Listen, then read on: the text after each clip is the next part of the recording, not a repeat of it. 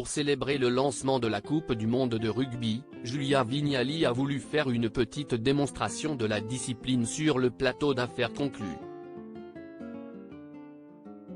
Mais les choses se sont plutôt mal passées pour Harold Echelle, qui a été assommé par l'animatrice.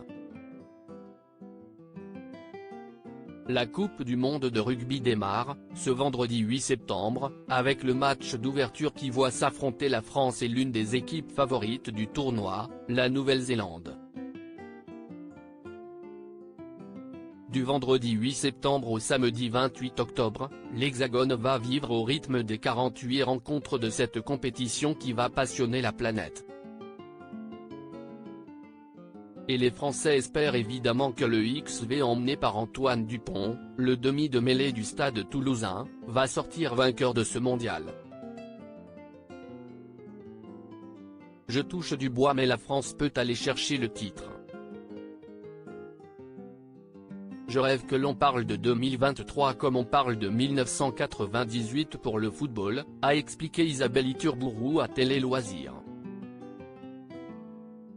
Julia Vignali accueille deux rugbymen sur le plateau d'affaires conclues afin d'annoncer que l'événement serait retransmis à partir de ce dimanche 10 septembre sur France Télévisions. Julia Vignali a accueilli deux joueurs de rugby sur le plateau d'affaires conclues, venus vendre la balance du club de Massy.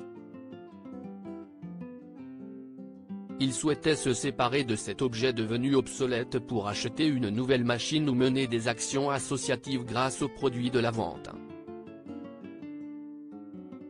Cette balance a notamment servi à des champions comme Mathieu Bastaro, ont-ils signalé.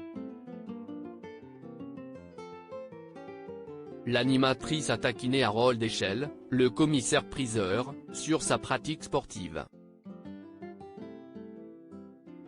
Celui-ci lui a confié ne s'adonner à aucune discipline et ne rien connaître au ballon ovale. Il a estimé le prix de la machine de pesage à 100 € et son prix de vente s'est envolé à 640 € en salle des ventes.